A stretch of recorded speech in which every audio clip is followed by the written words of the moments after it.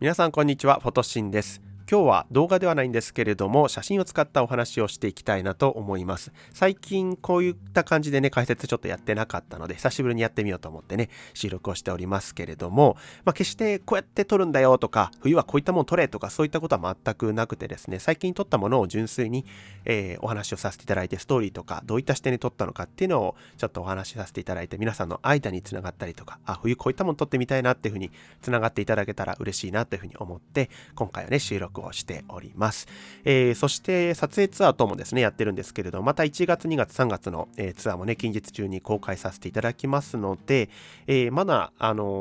私の購読リストをチェックしてない方はですね、また概要欄の方にリンクがありますので、そちらの購読をですね、登録していただきますと、最新の情報をお届けさせていただきますので、ぜひですね、そちらもチェックしてみてください。はい、ということでね、早速、最近撮った写真ですかね。あと、ちょっと昔に撮ったやつも一部含むんですけれども、8つほどありますので、早速お話をしていきたいなと思います。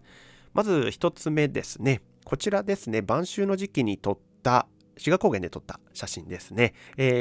岳カンバをね、撮った一枚ですね。私の住んでるところ、標高の高いところっていうのは白樺岳カンバっていうね、木があるんですけれども、紅葉の時期は末期期ですごく綺麗なんですが、それが終わった、10月末から11月にかけて雪が降るまでっていうのは、こういう風にですね、枝とか、あとは幹ですかね。そういったところがすごく綺麗になってきます。今までは葉っぱがあって見えなかった部分が葉っぱが落ちておかげでですね、この幹の姿とか、あと穂先のちょっとこう赤い感じなんかもですね、遠くから見ていて非常に綺麗で、こうお花が咲いてるようなね、感じに見えることもあるんですけれども、そういったところをですね、ちょっと撮っております。で、ここでちょっとね、こだわったのは、普通に山の斜面を切り取ってる感じなんですけれども、とにかくいろんなバリエーションで、撮れるんですよね。でも何か、一つこう作品というか、まとめたいなっていうところで、ちょっとこだわったところっていうのは、全体的にこの、岳カンバで敷き詰めるっていうところですね。できる限り敷き詰めてあげる。四隅なんかを敷き詰めてあげて、埋めてあげるっていう、そういう感じで綺麗さを、表現したいなというふうに思ってやってます。またね、ここはちょうど中に針葉樹がこう埋もれたりしてるんですけれども、そういったところもなかなかこの、山の斜面のね、面白い特徴的なところなので、全部を全部岳カンバにしないで、ちょっと針葉樹が、一緒に入っているっていうところ、そういうところもちょっとね、こだわって、この場所を選んでみました。あともう一つは真ん中ぐらいにね、一個の小さい岳カンバがポツンとこう針葉樹に包まれているところがあるんですけれども、一番最初にそこが、私は気に入ってですね、そこを中心として周りをちょっと敷き詰めていってみようかなっていう感じで構図を作成して、画角をですね、決めて撮ったというような感じになります。で、今私の住んでるエリアも冬みたいになってきちゃってるんですけれども、まだこれから、紅葉が落ち着いて晩秋みたいな感じになる地域の方もね、いらっしゃると思うので、そういった感じで落葉した後のその幹とか枝とか、そういったところに着目して山を見てみたりすると、また面白い表現ができるんじゃないかなと思います。結構ね、森の中、林の中歩いていると、葉っぱがない時に、葉っぱがあった時にはないような、そういったね、光景に巡り合えたりだとか、枝とか幹が持ってる色彩っていうのがこれからの時期は綺麗になってくると思います。またその枝とか幹の隙間に見える色彩ですかね、背景の色、その背景が光が当たっているのか陰っているのかってもまた見え方が全然違いますので、そういう視点でちょっと林とかをね、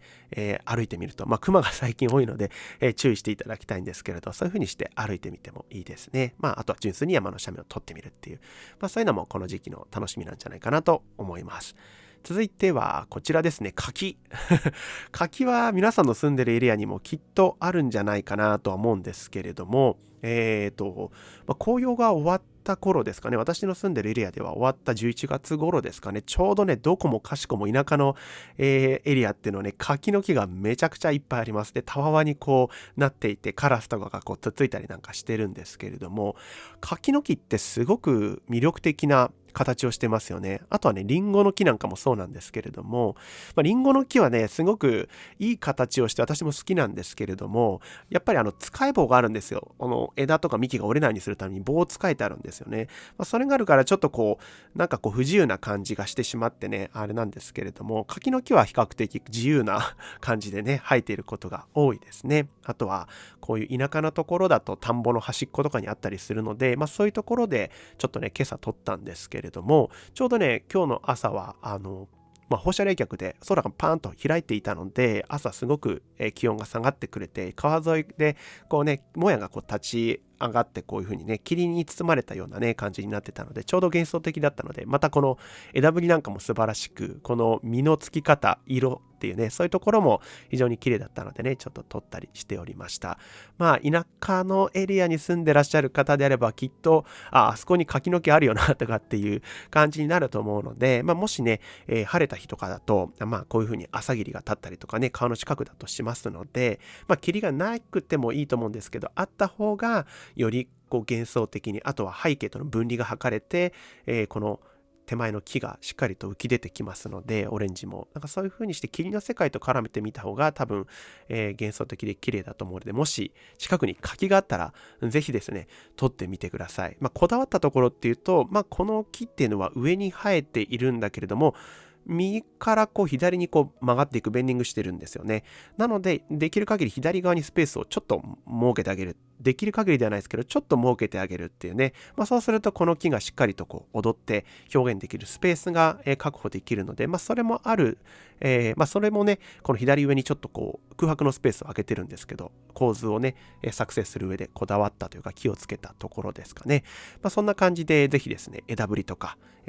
この色彩の綺麗さっていうのもありますのでね、ぜひ柿の木を見つけたらこれからの時期いいと思いますので、ぜひ見つけて撮ってみてくださいませ。はい。続いては、こちらですね。これね、この間の YouTube で出した、やつですね。これはダケカンバの中に生えている針葉樹の木を撮ったんですけれども、なんか山とか見てると、あれ一箇所だけなんかあの木違うよなっていうのがあったりすると思うんですよね。そのポツンとしたやつ、そういうのを、狙ってみるのも、非常に面白いと思います。で、これはですね、ダケカンバは落葉の広葉樹なので葉っぱがさっきも言ったように落ちるんですけれども、針葉樹っていうのはね、ずっと冬の間も緑で常緑で残っていきますので、もし、皆さんの住んでるエリア、山を見てもらって、落葉の広葉樹の中に針葉樹が1個あるなとかね、杉の木とかでもいいと思うんですけど、何か1個だけポツンとあるものがあったら、そういったところを切り取ってみるといいと思います。で、ちょうどね、やっぱり雪が降ったりするとですね、結構綺麗にソフトになりますので、多分雪降ってないと色彩的には相当ブラウン系というかね、ちょっと茶色っぽいような感じになっちゃうので、新雪が降った後とかだと割とソフトなトーンで、そういったところを切り抜けると思うので、ちょっとポツンという感じで、これはね、左下に置いて、いるんですけれど、左下か右下ですかね。三分割構図とかよくね、聞いたことがあると思うんですけれども、その交点があるんですよね。その交点のところに置いてあげると、バランスが良かったりしますので、これはその交点の左下の部分に置いたっていう感じですけれども、それは周囲の模様とかですかね、パターンとか、あとは周囲の被写体によっても置く位置ってね、また変わってくると思うんですよ、バランスが。ビジュアルウェイトっていうものがあったりすると思うんですけれども、なので必ずしもそのセオリー通りにする必要はないんですけれども、ちょっとそういう感じで、ポツンと意識して、やってみると面白いと思います。続いてはこちらですね。これ、ハス。睡蓮か。割と池とかに行けばね、見かけると思うんですけれども、なんとか高原とかね、私が住んでるところだと志賀高原なんですけど、そういったところに行くと多分あったりすると思うんですけど、これからの時期、こういったね、葉っぱも紅葉して、綺麗になっていきます。割となんでしょうね、和というかね、紫っぽいっていうか、あとはちょっと黄色が黄ばんだ感じ。この黄ばんだ感じがまたいいんですよね。鮮やかではないんですけれども、この何とも言えない色彩が私は綺麗だな。この晩秋の時期らしいなと思って、ちょっと撮っております。これこだわったところっていうのは、全体的なその塊を撮ってるんですけれども、このわだかまりみたいなね、なんとなく左下から右上にかけて伸びていくような、そういう姿に見えるわけですよね。なので、どちらかというとっていうか、その上の部分で右側のところに少しスペースを設けてあげる。この、塊っていうのを左下にちょっと置いてあげるような、そういうイメージで構図は、決めたっていう感じですね。あとはこのグラデーションっていうのが、一つ私の中では大事なポイントで、この写真にとって。これ空の反射なんですけれども、これ PL フィルターで調節することによって、もうちょっと真っ暗にしてあげることもできるんですけれども、そこを、そのさじ加減ですかね、を調整して、このグラデーションがこのぐらいになるように、ちょっと上の方はふんわりとこう明るいんだけど、下に行くに従ってちょっと暗くなっていくというね、そういったところをちょっと意識して、やったという感じですかね。あとは最近はヒルムシロっていうね、小さいハスじゃなくて、笹みたいなね、すごい小さな笹みたいな、こういう水草っていうかが結構あると思うんですけど、そういうのも今の時期になると割とこう勢力が弱まってきて、水の下に沈みかけて、これからは凍ったりしていくとそれも綺麗だと思いますんでね、そういうのも見て撮ってみると面白いんじゃないかなと思います。そして、続いてはこちら完全に雪の写真なんですけど、吹雪のこの雪の筋ですかね、それを写真の中に写し込んでみるっていうのもこれからの時期面白いと思います。で、まだ葉っぱが残ってる時期っていうのが結構決め手だったりして、もう落ちちゃってるところはしょうがないんですけど、まだでも標高の低いところだったりすると割と取れるんじゃないかな。別にそれは、なんとか高原とかに行かなくても、猛吹雪の日なんかで普通に家の周りとかで撮ったりすることも、住んでるエリアが、めちゃくちゃ街の中だと難しいとは思うんですけれども、ちょっとこう田舎の方に行ったりするとね、結構吹雪の日でも撮れることがありますので、ちょっとそういう風に雪の筋を入れてみるっていうところも、楽しんでやってみるといいんじゃないかなと思います。なんかね、雪の筋が入ると私の中ではこう写真っていうよりはなんかどっちかっていうと絵画チックな見た目になるんですよね。やっぱその質感が変わるというか、ちょっとやっぱ筋が入ることによってね、普通の写真っていうよりは絵画みたいな。私はこれ、写真展やった時に、ファインアート紙に印刷をした作品があったんですけれども、もう本当にファインアート紙に印刷すると本当に絵で描いたんですかってよく言われたんですけれども、そんな感じの見た目に、なりますね。なのでそういう質感が変わったりして、なんか絵なのか写真なのかがこう曖昧になってくるようなね、そういった面白い表現もできますので、ちょっと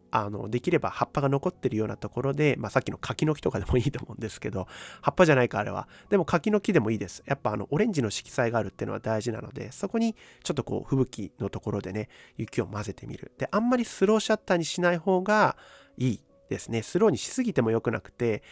適度なシャッタースピードですかね。渓流を撮るのと同じような感じで、その降ってくる雪のスピードだとか、雪のその大きさによっても全然また違うんですけれども、あんまり速すぎてパッと止めるんじゃなくて、ちょっとスローに流して、っていう感じなので、ちょっとシャッタースピード調節してやってみるとかで、表現をね、自分の好みにしてもらうといいと思います。で、ちょっと注意しなきゃいけないのが、結構ね、木にピントを置こうと思って、ピッとオートフォーカス、例えばやったりするとですね、雪のこの塊にピント持ってかれる時があります。なので、必ずこの吹雪の時に撮るときは、私はマニュアルで手で合わせるようにしてます。木のところにフォーカスを当てて、で、ちょっとズームしてですね、ピント合ってるかどうか、分かりにくいんですけどね、できる限り肉眼でしっかりと見て、幹にピントが合ってるか、枝にピントが合ってるかっていうのをですね、チェックして、決してオートフォーカスに頼らないでやるっていうのが、この写真を撮るときに大事なポイントになります。はい。そんな感じで、ちょっと吹雪の写真もこれからの時期撮れる内容だと思いますので、ぜひお試し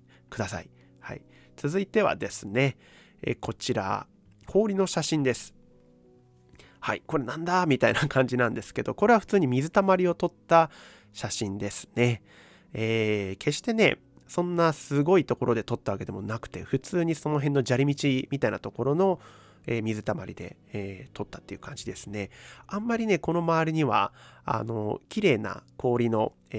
その張り方をしているところがなくてですね、ここもですね、決してすごい整ってる場所ではなかったんですけれども、なんかね、この、まるでこう水の流れというかね、こうバシャーと渓流とかが流れてきて、こう水がこう流れてるような感じですよね。そこになんかこうガラスが割れた、その粉砕されたガラスが散りばめられてるようなね、そのガラスごと流れてくるみたいなイメージで、ちょっとね、これはね、撮ったものになります。凍る過程ですごい面白いパターンを作ったり模様を作ったりするんですけれども、純粋にそれを感じるがままに自分でね撮ってみるっていうのも面白いんですけど、私はここではその2つの要素ですかね。その下のレイヤーに水が流れてるような氷のまず模様ですね。その上にまたそのガラスの破片みたいなものが乗っかってるような感じ。なんか多重露光じゃないですけれども、そういった2つの要素をちょっと組み合わせて撮ったっていうね感じなんですけど、撮る時のポイントなんですけれども、できるだけ望遠レンズ使ってもいいと思いますし、あとはマクロレンズとかね、マイクロレンズとか持ってらっしゃる方はそういったもので接写で撮ってみるとか、手持ちで撮ると結構ブレやすかったりするので、三脚で、ちょっと低くねセットしてやったりしてなかなか大変なこともあるとは思うんですけれども、そんな感じで、ぜひですね足元の風景も撮ってみると非常に面白いんじゃないかなと思います。これもね、雪降っちゃうと取れなくなっちゃうのでね、なので今の時期ならではかなと思います。もう一個氷の表現ですね。これ氷ですかっていうところなんですが、氷ですね。氷なんだけれども、これ PL で完全に光の反射を取り除いたっていうね、そういったところです。で、このね、ちょっと金色色の植物をですね、私は鳥に見立てて宇宙の銀河を飛んでいく鳥というかね、そういうイメージでファインダー覗いてながらPL 調節して、本当にこれ宇宙みたいだなと思ってやったんですけど、この星みたいに見えるこのギャラクシーの正体何かっていうとね、粉雪が降ってきたんですよ。たまたま本当にその瞬間だけササササって粉雪が降ってきて、パウダー状の。それがこの星の正体になります。もうこれでね、どんどん大きくなってきちゃって、もうみぞれみたいになってきちゃって一瞬で終わってっちゃったんですけど、その降り始めで、ちょっと撮ってみたっていう感じの一枚ですね。PL フィルターがあると、そういった表面の反射っていうものをしっかりと取り除いてくれるので、なんかね、全然違った表現ができます。PL フィルターでね、光を全部取り除けばいいってものではなくて、調節してちょっと残すとかっていうのも表現としては非常に重要なんですけど、私は今回がっつりともう反射を取り除いてしまって、この雪の白さだけをポップアップさせて、後の、この氷の面っていうのはですね、真っ黒にしたっていうところですね。あとは現像のところでも少しブラックポイントを、黒レベルを少し、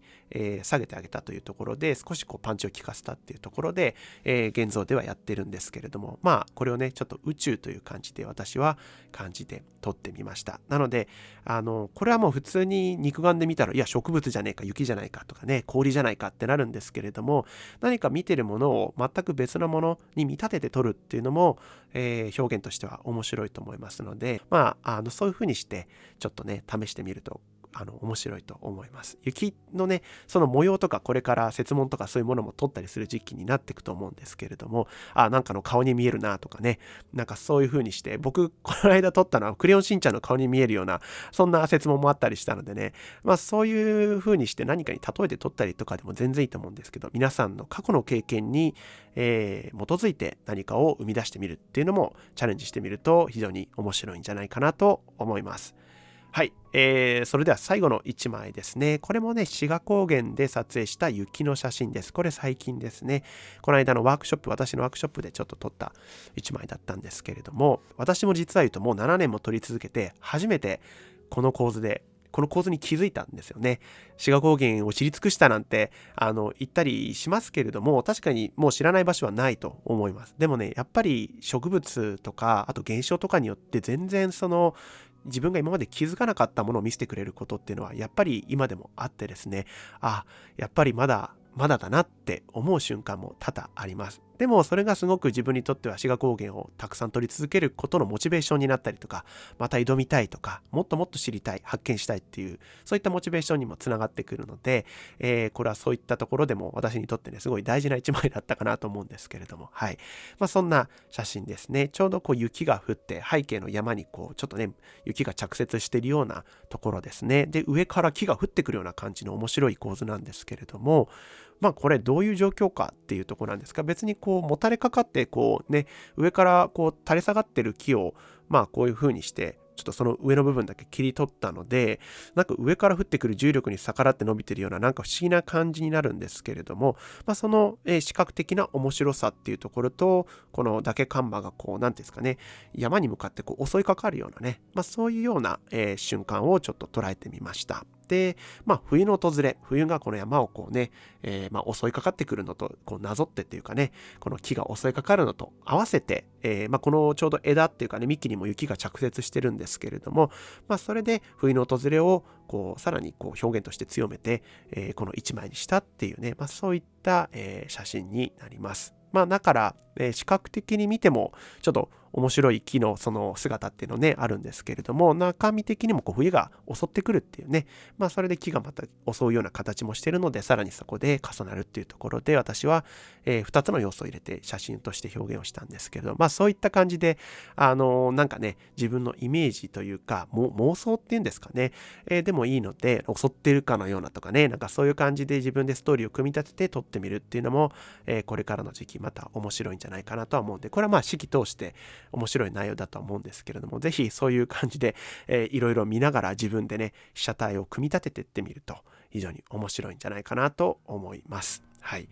っていう感じで、なんか別に撮り方とかそういったことのお話は全くしてないとは思うんですけど、全くでもないですけれどもね、役に立ったのがどうなのかっていうところですが、皆様のアイデアだとか、こういうのちょっと試してみたいなっていうふうに思ってもらえたり、そういう形でつながってもらえたら非常に嬉しいです。また、私のワークショップではですね、こういった撮り方とか、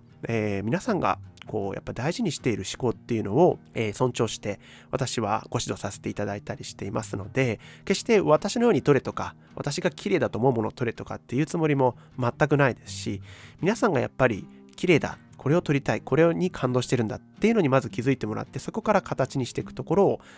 サポートさせていただければと思って、自分のワークショップツアーをやってるので、ぜひですね、そういったところで、何か今までちょっと困ってることがあって全然できないんだよっていうことがねあれば、一度私のワークショップに来ていただけますと、いろいろとね、お役に立てるんではないのかなと思いますので、興味のある方は、